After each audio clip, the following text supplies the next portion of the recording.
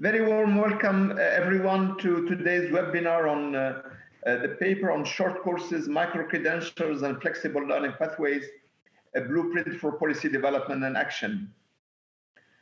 Dear colleagues, as you know, micro-credentials are a way for individuals to demonstrate their skills, knowledge, and wider competencies in a specific area or in a specific domain, and for them to continue growing professionally and educationally.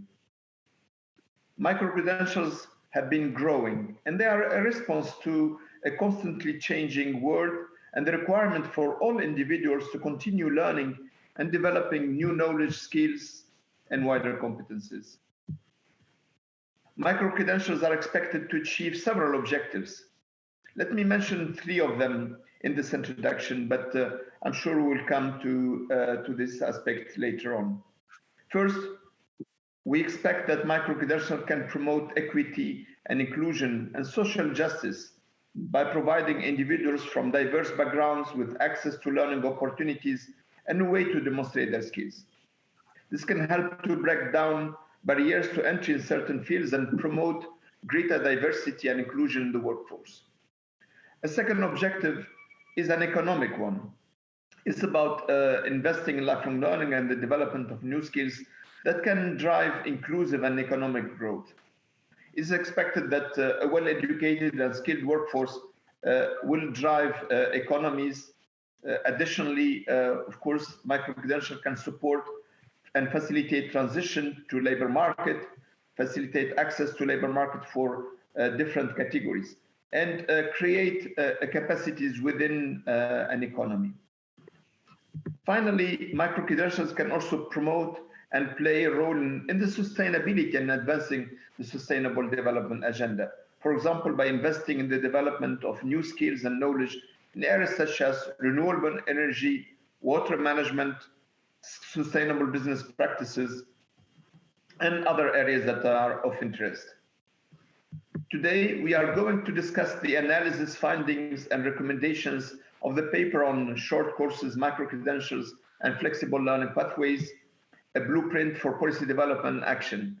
And we'll examine the benefits of micro-credentials, how they can support lifelong learning, equity, and inclusion, but also what are the barriers and what are the recommendations that we can take forward. For this, I have the pleasure and the honor to have a panel of experts who are bringing different perspectives in their roles and geographies, in their also experience.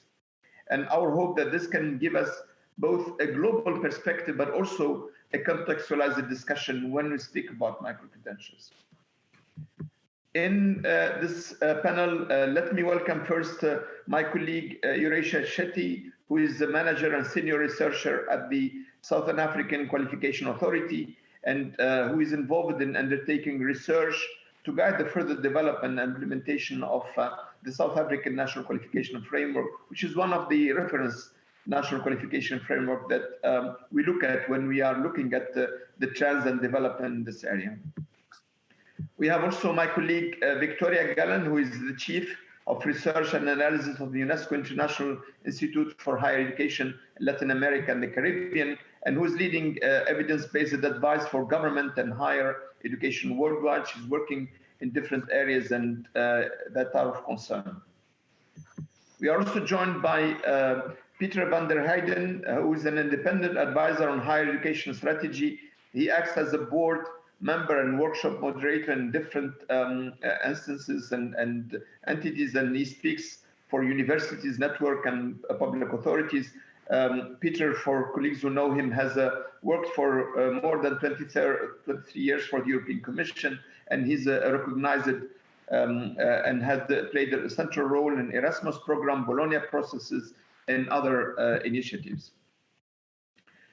Then my colleague, Wesley Titter, who is a senior consultant for UNESCO Asia and Pacific Regional Bureau. In reality, while he works for Asian and Pacific region, but Wesley has been involved in a wide range of initiatives and work, including on the recognition of higher education qualifications and the implementation of the Tokyo Convention in Asia, but also internationally with his work on micro-credentials, work on digital credentials as well.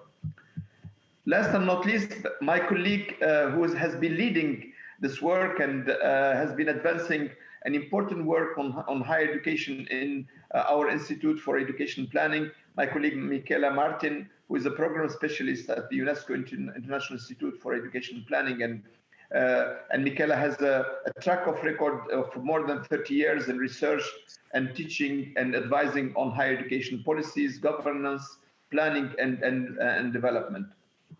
So with this quite, I would say, impressive panel, I'm very pleased, first of all, to give my colleague Michela the floor to give us an appetizer about the blueprint, why and how the idea came, and what are the area that the Institute would like to develop in this context. Over to you, Michela. Thank you very much, Borhan. And let me start by mentioning that this work has been prepared in collaboration with Peter van der Heijden. So it's a collaborative paper that we have produced together, and the blueprint paper has actually emerged from IAP's, the idea of the blueprint paper has actually emerged from IAP's earlier research on flexible learning pathways in higher education. There was a 4 years research that we conducted in the period of 2018 to 2022, and it was a comprehensive international and comparative research project on the topic. And at the center of the research was actually the recognition of all kinds of learnings, formal, non-formal, and informal learning, to allow for new and more flexible certification routes. And there were a number of factors inherent to the evolution of higher education systems themselves that pointed to the topic. On the one hand, we have the growing number of higher education enrollment and increasing number of types of higher education institutions, which in many countries had left to highly fragmented higher education systems, where learners found difficult to navigate and be able to move from one provision to the other. And yet the need for articulated systems, stronger linkages between different types of learning had been recognized as a priority of the UNESCO Education 2030 agenda. And also, there was a clear recognition, and in today's expanding higher education systems, we are confronted with a greater diversity of learners who call for a more flexible delivery of higher education that considers the specific circumstances of the learners. So while there was need for increased flexibility, and it was recognized, there was also a knowledge gap on how to design and implement appropriate policy and regulatory frameworks for flexible learning pathways, and in particular in the global south.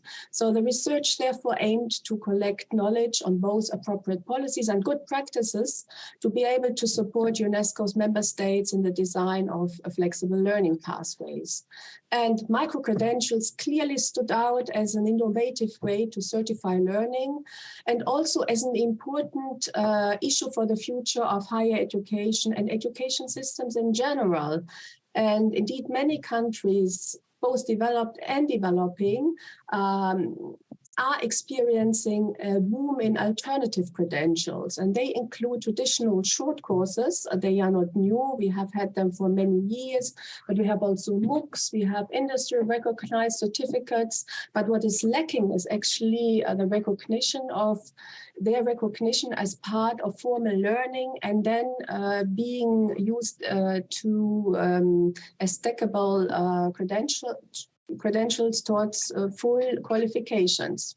And micro-credentials are an innovative and promising avenue to recognize acquired learning, and also a means, as Borhan, you have mentioned out, meeting the skills needs in evolving labor market, as well as enhancing equitable access. However, there are many issues to be solved. So we are still considering the more appropriate policy frameworks, regulatory systems, assessment and quality assurance modes, recognition, storage, and portability. And so to support countries in the development of their policy framework for micro-credentials, respecting also quality standards, I think that is very important. We have to balance the two. IP has prepared this blueprint paper indicating those conditions under which countries can support micro-credentials as a crucial element to enable flexible learning pathways. So in a nutshell, these have been actually the reasons why we have launched the work, and we now want to promote it, of course. Huh? So I pass it back to you, Borhan. Thank you. Michaela, thank you very much, and congratulations for successful in a way production of this very timely paper. I'm sure that colleagues will put the link to the paper. Of course, you can download it. Please, colleagues, a few additional organizational aspects. Please put your questions in the Q&A and let us know a bit your perspective, your experience as well. My colleagues are looking at the channels and will be picking up some of the issues that you will highlight. We have more than 300 participants, and we are rich with this broader audience that is joining us today.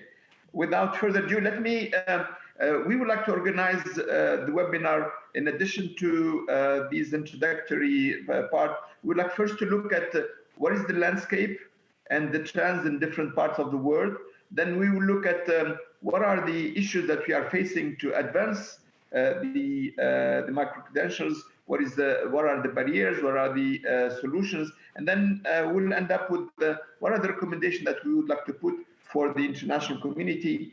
Michaela mentioned the global landscape that is evolving, of course, the adoption of the Global Convention on the Recognition of Higher Education Qualification and the entry into force of that convention, the entry into force of all our regional conventions from Addis to Tokyo to Buenos Aires, and this is, of course, gives us a very important normative basis for the recognition of skills and qualification within and across borders, and of course, when it comes to the micro-credentials. So without further ado, let me give the floor first, and I would like to ask Peter. Peter, of course, EU member states, the European Union, OECD member states more broadly have been advancing in this area, and there are quite a substantial initiative. What is your analysis of the landscape today, and what are the key features of the micro-credentials landscape, if I can say so? Over to you, Peter. Well, I think there's a great future for the micro-credentials because there's an endless offer of short courses on this planet, and there's an endless demand for those short courses, for these competences. And we speak about lifelong learning since more than 100 years. When I was young, it was not lifelong learning, it was éducation permanente, because we were speaking French in those days. Only in those 60 years that I'm following this topic, or let's say 40, we forgot to organize it. So there's no offer and there's no demand. Learning is locked up in degree programs, which are hard to access, and the learners are not incited to follow such courses. And what has changed now in Europe, following a French example, is that the states or the public authorities make available a list of micro-credentials in the sense of qualifications. So very short piles of knowledge, competences. And I think in France, you have 30,000 of those very short descriptions: introduction to artificial intelligence, introduction to Old Greek, introduction to bookkeeping. And those are mini qualifications, micro qualifications. And next to that nice list, there's a list of courses. So every qualification, micro-credential, has attached to it 3, 4, 5 courses that you can follow. And now every citizen gets €500 and can then click or find the qualification that he or she needs and find in the same city or online the providers that have those courses. And Europe has stolen this idea. Plagiarism is a good thing in policy making. Now we have a European recommendation of the Council of Ministers describing, number one, what is a micro-credential, which is just a little bit of learning. You can do it through a course or through life or through work experience, and it's a piece of paper. Just like a bachelor is 3 years of learning, and there's a piece of paper. That's one recommendation. The second one that was adopted by the EU ministers was about the individual learning account. So all our citizens get a few €100 to buy learning. And it has taken a big success under COVID. There are issues like in every situation of learning and producing and organizing, but it's taken a big take-up. And this is for the first time in my life that we organize, not talk about, organize lifelong learning. And it's a fantastic movement. Let's go for it.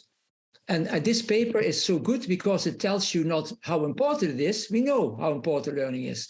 It tells you what to do. You as a government, you as a teacher, you as a trade union, you as an inspector, you as an employer. It's the ultimate guide. Thank you, Michaela. Thank you, Peter. Thank you. That gives us a bit, I would say, sense of the movement in Europe. And Wes, Peter is saying that in Europe there is a political push, there is even a regulatory push from the EU ministers. There is a dynamic demand and offer, but also all this is placed within a lifelong learning perspective with the lifelong learning entitlements or learning accounts. What is the situation in Asia Pacific? Over. Thank you very much, Borin. Well, I think, Peter, you really started it off well because we have a lot to learn from the experiences and the drive of the European Commission, which is really exciting. So I think the diversity of Asia Pacific really jumps out. And so we're really, grateful to learn from the experiences that are put forward in the blueprint. Asia Pacific's well represented in the blueprint.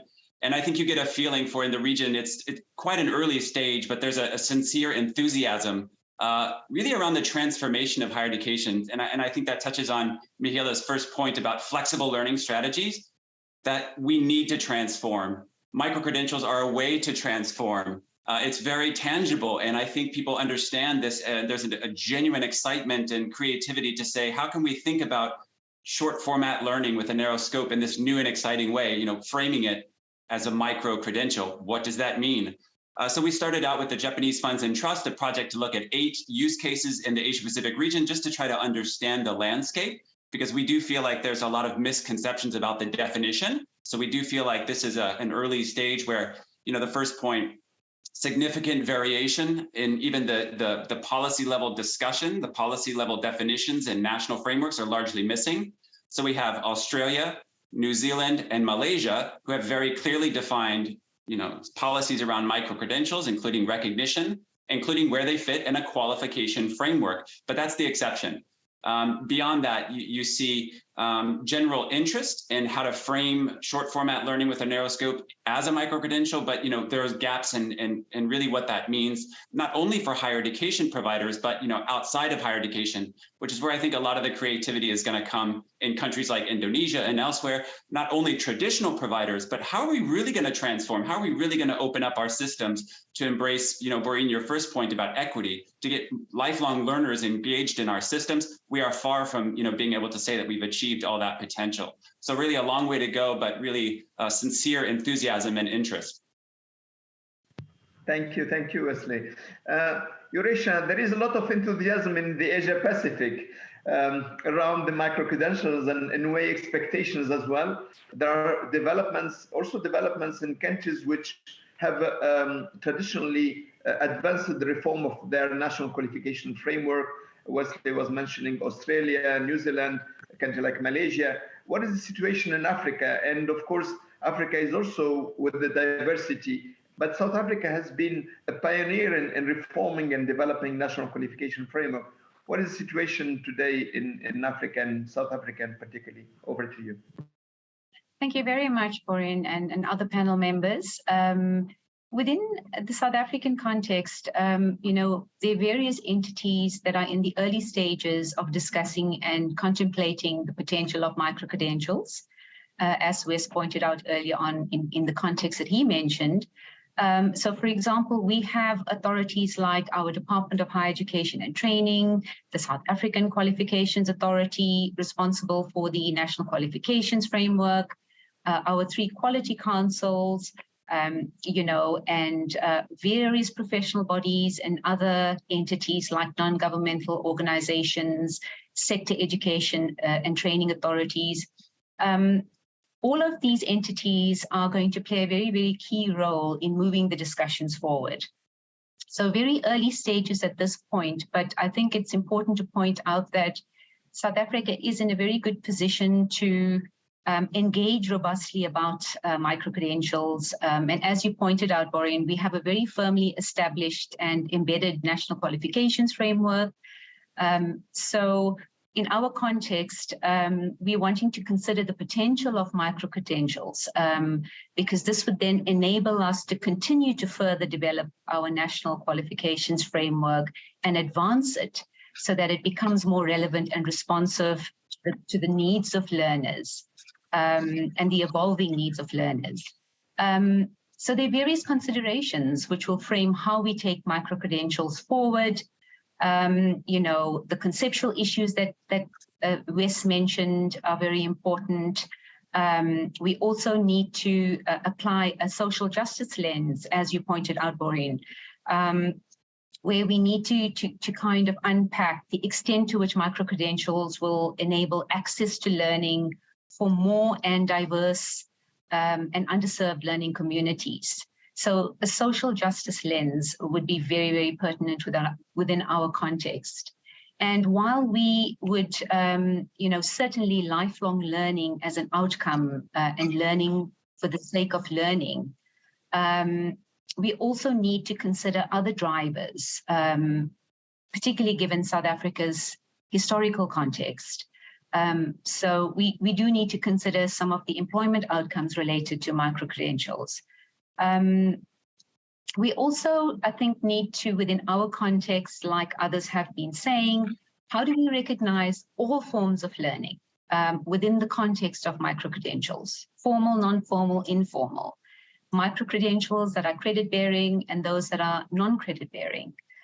So all of this raises quite, key questions within our particular context. And we're also very mindful that we need to be cognizant of the various critiques leveled against micro-credentials, marketization of education, commodification of education, and to be mindful of these critiques so that we can contemplate what our policy positions and actions are, and to consider some of the counter arguments along the lines that are proposed in the Blue Paper. So I'll leave it at that point. Thanks, Maureen. Thank you, Risha. Thank you for giving us the importance, I think, of the social justice dimension and the contextualization of micro-credentials. I think that's very, very critical. Victoria, Risha just said that the situation in Africa and South Africa is still evolving, and we are almost at the early stages, but there are a lot of expectation and intentions around micro-credentials, building that in relation with the qualification framework and the legacy of these developments. What is the situation in Latin America and Caribbean? Are the drivers the same, or there are other drivers that you feel will advance this agenda in the context of the LAC region? Over to you, Victoria. Thank you, Borhin, and thank you, colleagues. Congratulations for this timely paper of great interest, and thanks for the invitation to participate in this launch. So, situation in Latin America and the Caribbean, it's somehow similar to what have been described. We share the enthusiasm of other regions. We also share the position in the earliest stage. And also, we very much relate to this social justice lens of this topic and the importance that micro-credentials could potentially have on equity and access. I guess, considering that in the region, education is more rigid generally than in other regions, and there will be also many jobs that are going to be are being already and will be automated. Micro-credentials are absolutely critical. However, unlike Europe, we don't have Latin America and the Caribbean, like a regional approach to this topic. Most countries still do not have a clear policy for either promoting or officially recognizing micro-credentials. Only there are a few examples in the regions. For example, the University Council of Jamaica, aligned with the Vision 2030 of the country, designed a micro-credential approach for short courses. This was mostly with a lifelong learning lens, but also they are aiming to integrate them in the tertiary education system. However, even when there's not much at a policy level, we can see that the topic is being increasingly discussed. We see it in some publications, we see some webinars about the topic, and we are starting to hearing also from policymakers. It's starting to be in the radar, but we also have to say there is still, as today, not truly a priority, at least in the higher education agenda. I guess we're still with the problems of the last 2 years of the pandemic, and the consequence of those problems are so big that I guess the main focus of policymakers now is, what do we do about this? But they do definitely have it in the radar, and they know that it can be something that actually help some of those programs. If we go at institutional level, we see how some universities are starting to design and implement their own system of micro-credentials, but most of them are derived from their lifelong learning activities, and they're not so much related to the modularization or the flexible pathways within their traditional programs that generally remain quite rigid. We see that most of these universities are private, the ones that are doing this. And we also see some universities that are open to recognize micro-credentials that come from other universities or even from industry, maybe through platforms such as Coursera, that has agreement and collaborate with some universities. However, these are still at minimum. Challenges remains in the recognition of these credentials. We can go into that later. But just to finish up, because we know little about this topic and it's of critical importance, we need more information in the region. And at ESALC this year, we have started a research project on micro-credentials in higher education as a starting point focus on the region. And in our research, we'll have a general literature review to see what has happened. And also we'll do a survey to HEI managers in partnership with University Association to get to know their perceptions, their activity, their plans, their hopes. We'll also do from the student perspectives with some data analysis on students' results about their motivations and their outcomes. This will be with Coursera, and we'll have a policy dialogue with policymakers in which we'll deal about what this means for national qualification framework or for quality assurance in each of the countries. If funding allows, we'll explore the employer's perspective, but we have a big project coming up. So in a few months, we'll have strong evidence on this topic. But this is more or less what we know these days. Thank you, Victoria. And colleagues, watch ISALC website. There will be more news on the work we'll be doing. I can see, looking at the chat, we have really a global audience here today. We have also diverse stakeholders from accreditation bodies to teachers, to students, to ministry representatives. And I think we have really a very good audience also to capture maybe some of the information. And I see colleagues are introducing themselves, which is great.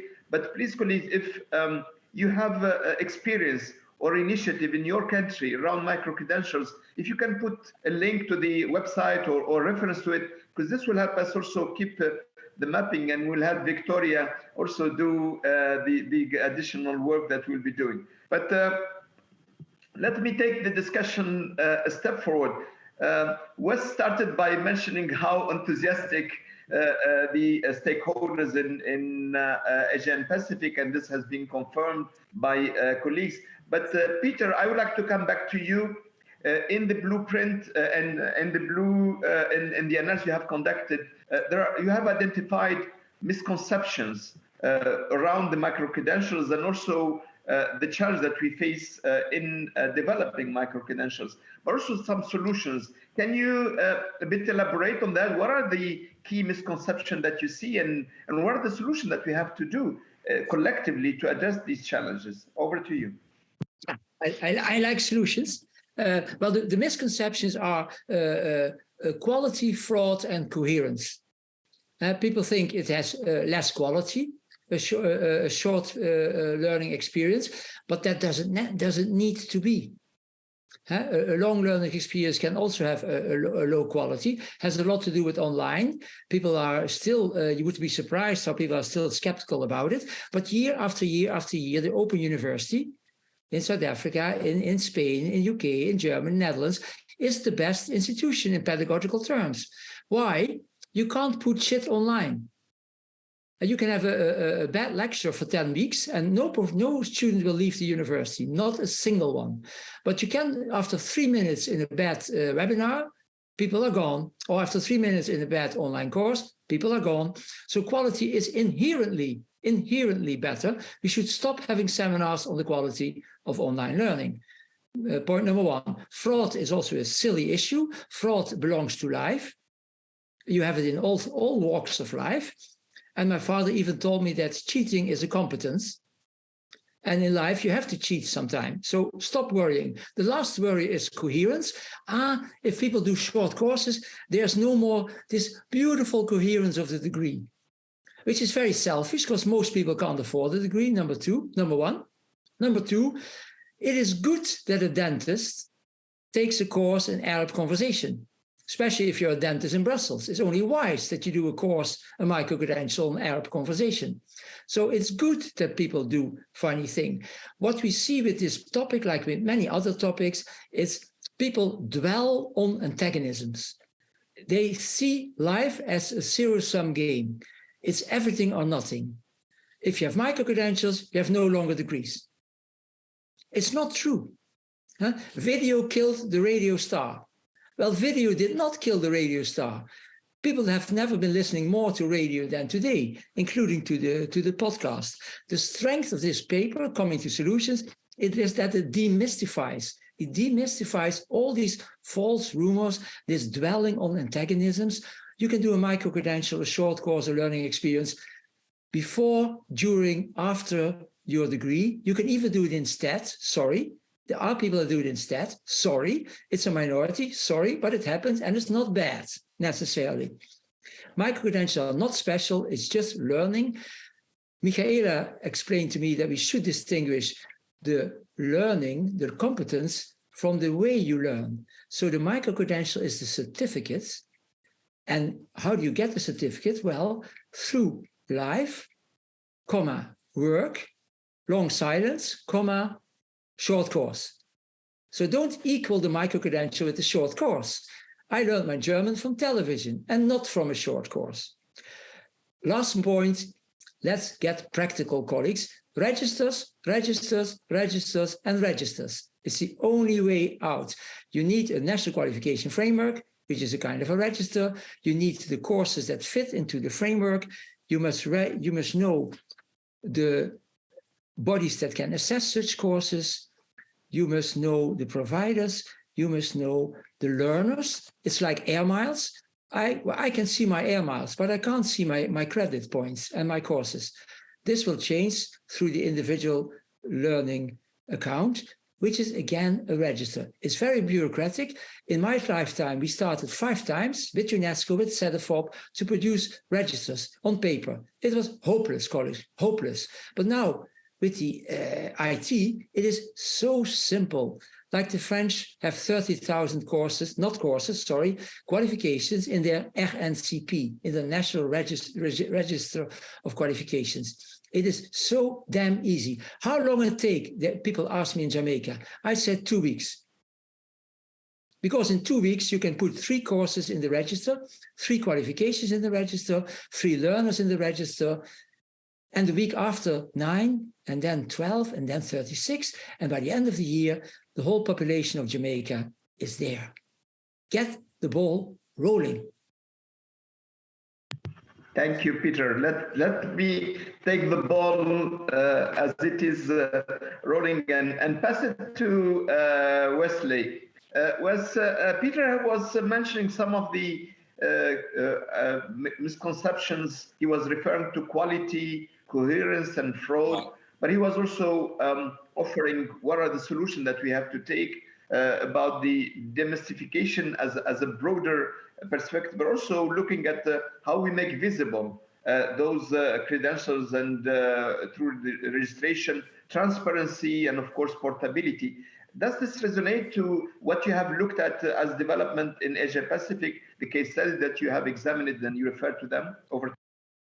Thank you, and I really do appreciate Peter's views on this, because I think it's really where we should be headed in terms of who is a recognized provider, for example. And I think we've seen some good examples of this in countries like Malaysia that have a really coherent system of what they expect in terms of learning outcomes. And when you have a clear description of learning outcomes, it's very easy for universities to package it in different ways. So right now, Malaysia has more than 15,000 micro-credentials. Very similar to what Peter just described in terms of, if you're ready, put it out there and see what the market will show interest in. The problem that we're seeing in Asia Pacific is that universities will not recognize it between other providers. So this idea of flexible learning strategies, this idea of just put it online and it will happen, is not true for us. It's just not happening. Even with national policies in places like Indonesia, the Campus Merdeka program is very powerful, saying freedom of campus, freedom of learning. We want learners to choose and be able to combine their degrees in different ways. That still takes time to implement because universities still have a lot of authority over what counts towards a degree program. So what we're getting towards is back to the equity challenge. We're saying we want flexible, we want recognition, but it's not happening necessarily as easily as we like. Therefore, learners are doing a full degree plus micro-credentials on the side. And likely this is creating a race for more credentials. And frankly, I'm quite concerned about that because we're exacerbating equity challenges. It's a credentials race in some ways. We have to be intentional about equity. And we're not there yet, because right now, people who have jobs, people who are already enrolled in a higher education program are getting access to micro-credentials and getting access and recognition for those micro-credentials. It's exactly the opposite of what we intended in terms of a lifelong learning perspective. How can we be more inclusive and more responsive? That's the transformation we need. And I think we all want that. But we have to be very intentional about getting to that equity perspective. And I think the way we do that is a couple of things. We haven't talked enough about human resource management systems, how those filters are in place in terms of the recognition of micro-credentials. Hiring managers are part of that perspective, and the learner-centered perspective. We're still talking from a largely government-centric and a faculty-centric perspective instead of a learner-centered perspective. And I think we need to push back on that and say, really, how do we get towards a really clear understanding of what hiring managers expect? And we're certainly not there yet. Thank you, Aslin. Thanks to colleagues who are putting, I see links, I see examples in the chat. Thank you very much. That's how we share, that's how we disseminate, and that's how we work and learn from each other. Eurasia, you mentioned earlier that there is still effort to advance this agenda. Maybe a question, giving this misconception, giving the solution, what will be the accelerator in the context of South Africa for designing and implementing micro-credential ecosystem? Thanks, Maureen. And I'd also like to concur with some of the points made by other panelists.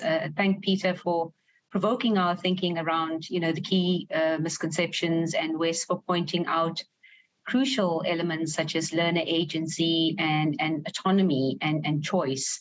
I think within our context, it's important to point out, look, the challenge of absent NQFs is not applicable in our context. We have, a well-established NQF, which has been through various review processes and continues to improve. However, our particular challenge is contemplating how we can accommodate micro-credentials into our current NQF system. And the related implications. So that would be our real challenge. And moving to a solution, I would say that we could, glean insights from good practice examples across the world. For example, Australia, New Zealand, and Malaysia. In our context, we could also glean insights from micro-credential pilots and within our higher education institutions. I'm aware of one, a micro-credential project at one of our institutions. I don't know the specifics, but there may be more. But we can also gain insights from other African countries. For example, South Africa has played a very instrumental role in conversations about alignment of national, regional, and continental frameworks through initiatives like the Southern African Development Community Qualifications Framework, the African Continental Qualifications Framework. We've strengthened our quality assurance developments through networks such as the Southern African Quality Assurance Network, SAC1. So all of these voices of all of these stakeholders will be key to developing a common understanding of micro-credentials in the region and continentally, because we are still in the early stages of grappling with some of the conceptualizations.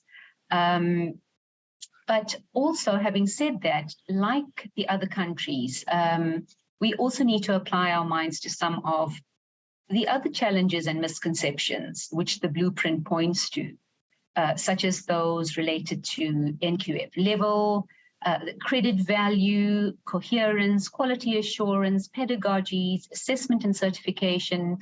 And we've heard Peter put forward a very passionate argument and counter arguments to some of these misconceptions. And certainly within our context, we're going to have to arrive at what our positions are and how these conversations resonate within our context. Given the complexities we face within our education and training system. But moving towards a solution, I think that while many of what I've mentioned might pose real or perceived challenges, a collaborative approach, including all stakeholders, will enable a concerted effort towards finding solutions within our context. And we've precipitated some of these early conversations and discussions, and we're hoping to take these forward within our education and training context in South Africa. Thanks. Thank you, Resha. Thank you. Michaela, Resha just gave some of the, let me call them accelerators or vectors or factors that can advance the landscape in the context of Africa and South Africa specifically. Maybe in the blueprint and in the paper, there is a set of recommendations that are put forward.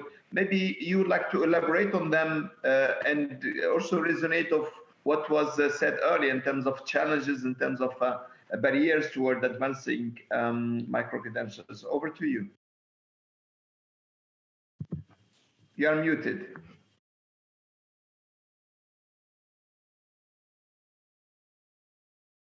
Yeah, I was still muted, sorry. So in the blueprint paper, we have actually elaborated a bit on we have synthesized what we think are the conditions or recommendations that can take the development or the support of micro-credentials a little bit forward. And we have identified 7. And the first one, we think, is the adoption of a national policy framework for the promotion of micro-credentials. And the national policy framework should aim in ensuring the societal uptake of micro-credentials, we believe. National policy frameworks include the development of a regulatory system for micro-credentials, and that would stipulate the conditions and standards for their recognition and stackability. But we also think that within this national policy framework, the national qualifications framework plays a very crucial part, and it's the importance of aligning micro-credentials towards all levels of education, so align them to basic education, TVET, higher education, continuing education, and lifelong learning. So it's not only for higher education, but it's an issue for the entire education system. And in all types, including degree programs, short courses, micro-credentials, and flexible learning paths should be stipulated, and also all modes, including offline, online, blended, part-time, full-time degree programs, short courses, and flexible learning pathways. And we also emphasize the importance of both internal and external quality assurance. So know that in most higher education systems, we have external quality assurance agencies already in place, and they have a role in taking a look at the micro-credential offer. But the most important players here are actually higher education institutions, given the sheer number of micro-credentials which are offered. So it will not be possible to do the quality assurance at the agency level, but rather at the level of higher education institutions. But quality assurance agencies can provide a framework for what they expect from higher education institutions in terms of internal quality assurance. And I should also emphasize that quality assurance, as it could evolve, could also take into account the feedback from learners, professional associations, employers, adding a new and more immediate and user-relevant dimension to quality assurance. And then the issue of building a technological infrastructure for the digital storage of learning. And of course, for the learning offer itself, the learning provision, course materials, courses and assessment is increasingly available online. And therefore, one condition for access is, of course, connectivity. But then also micro-credentials require easily accessible digital registers. And Peter has greatly alerted to the importance of registers. The listing of learner achievements, micro-credential qualifications, short courses. So if we want all this to be accessible online, of course, we have to be able to rely on digital storage capacity.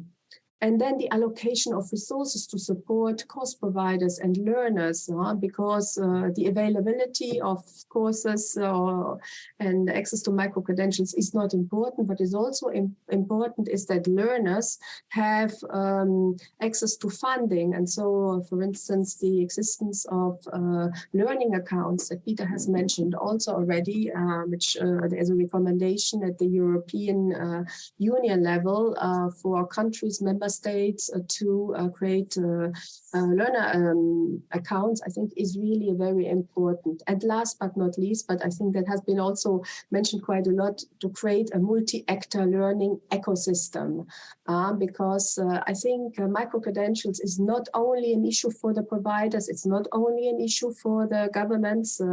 Wes has mentioned that very, very strongly, but they are all there are quite a number of other actors like employers, trade unions, assessors, awarders, platforms, registered, quality assurance agencies, credential evaluators. Though there is a whole set of actors, I think, who have a say here and have to be put together in the discussion, in the negotiation on quality, on micro-credentials. So I want to stop here, and maybe we can hear from our colleagues. Thank you, Michaela. Thank you. And of course, I invite colleagues to read the paper and read in the details the recommendation. I think they flow well from the analysis and from the finding of the research. We are getting very tight in terms of time, so I would like to give the floor to Victoria to a bit maybe react on those recommendations, how this resonates within the context of Latin America and Caribbean, and what you see as factors for accelerating the development and adoption of micro-credentials. In 1 minute. Thank you. Oh, that's very challenging. Thank you, Borja. Well, you'll probably have to cut me in 1 minute, but I'll try to do my best. I guess the challenges and recommendations are obviously related, and reflecting of these challenges of like less quality, less coherence, and more fraud. It's true that it shouldn't happen only for micro-credential, that with traditional programs. But these three things are already a challenge in the higher education system as a whole. So this mistrust that people have in the system extend to micro-credential. It's true that the situation has gone better, but we cannot say that that is not there anymore. So how do we want people to trust micro-credential if there is still a lack of trust in all the credential and in the system?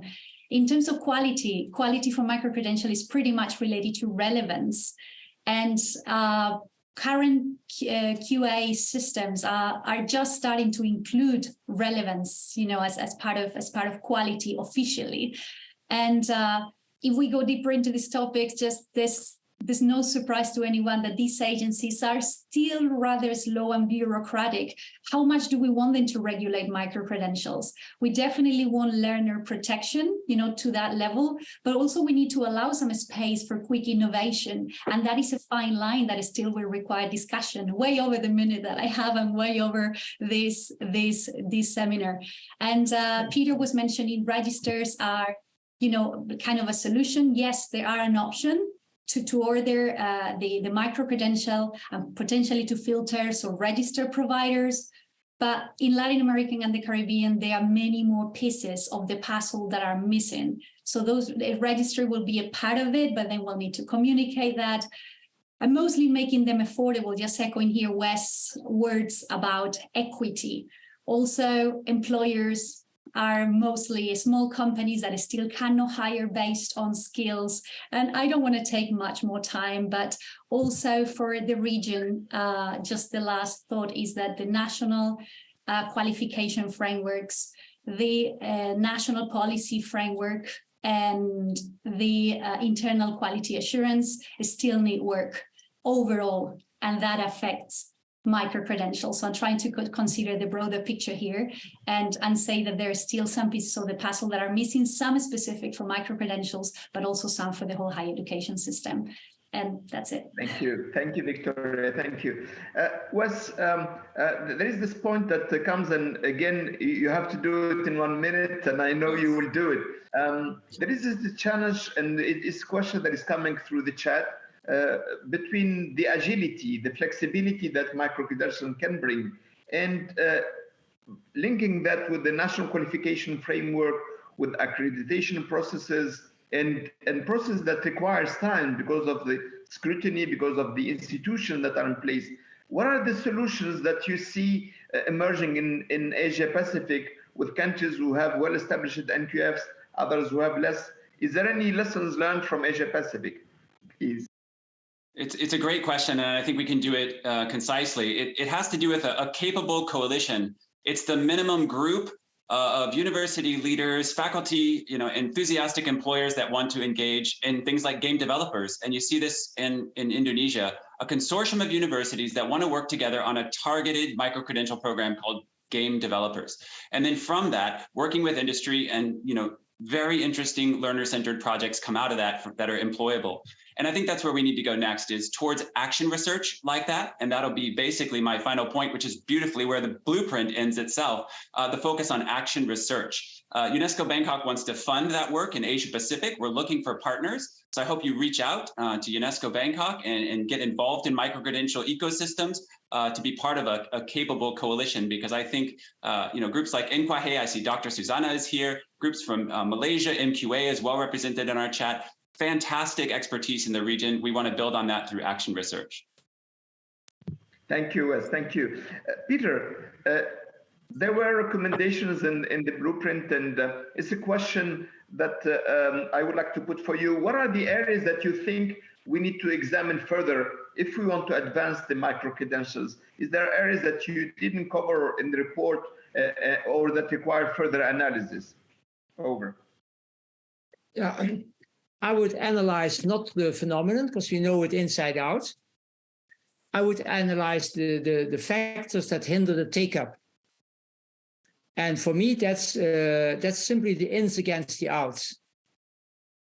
It's the ins against the outs. The universities, there was an American university that was not recognizing a MOOC that the university itself produced. And people said to me, you see, Peter, low quality. I said, no. They want to sell their degree. That's why they don't recognize even the short course they produce themselves. So it's the ins against the outs. And here, that's a Marxist notion. But for liberal, it's also interesting. The state should intervene. And for someone who likes the state, there's something there as well. The state should intervene and set the rules of the game.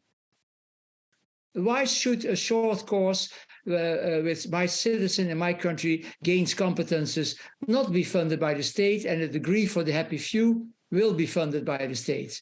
Very strange. The schools in Paris, primary, secondary, get more money than the schools in the province.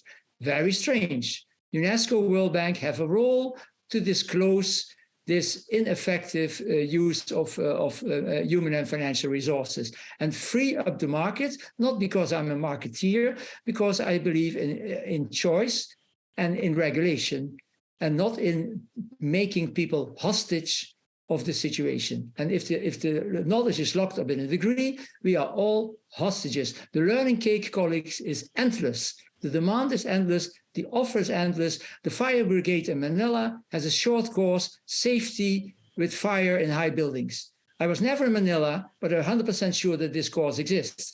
And that's a micro-credential, colleagues. Micro-credentials are everywhere. We have to unlock the treasure and let loose on it some quality and some referencing, some registering. Nothing stops the university to publish the list of micro-credentials that they think are worth a waiver, because they publish books. Voila. Books and MOOCs are safe. Get going. Thank you, Peter. Thank you. Michela, what next from IIP in this area? Any information that you'd like to share with colleagues? Mike? We will greatly take stock of this conversation and all the wonderful resources that have been provided by the participants. We are also in the process of scanning the literature, and literature, I take it here in the broad sense of anything that comes out in terms of information on these issues which have been tackled in the blueprint paper. And then we are in the process of discussing a research proposal actually to take it a step further and to conduct an action research project working with a number of countries and who have an interest in micro-credentials and who would like to work with us in a collaborative manner as a peer learning exercise nurtured by expert input to actually develop a national framework. And this will be actually an opportunity to respond to the question that was raised by Peter. So what are the obstacles? We know that there are obstacles, but to analyze them in a context-bound manner, I think would be really interesting and very enlightening also, I think, for all UNESCO member states. So with this perspective, we hope that we can launch this project in the near future. Thank you, Michela, very interesting. Dear colleagues, you see that from the House, we have many initiatives from our institute in Latin America, our work in Asia and Pacific, the work that Michela and the institute in Paris is doing. In my team at the headquarters, we have also published work on micro-credentials. We have a community of practice within UNESCO that will try to bring all these pieces together. And please stay tuned with us. We will be sharing additional information regarding the work that UNESCO will be leading in this area. Thanks to all colleagues who shared their experiences, their initiative, publications, and who engaged with us today. I wish you all the best, and please stay tuned and stay connected. All the best. Bye. And thank you so much, Bohin, for wonderful moderation. Thank you. And thank you very much to everyone, and a great many thanks to the participants as well. Bye. Bye-bye.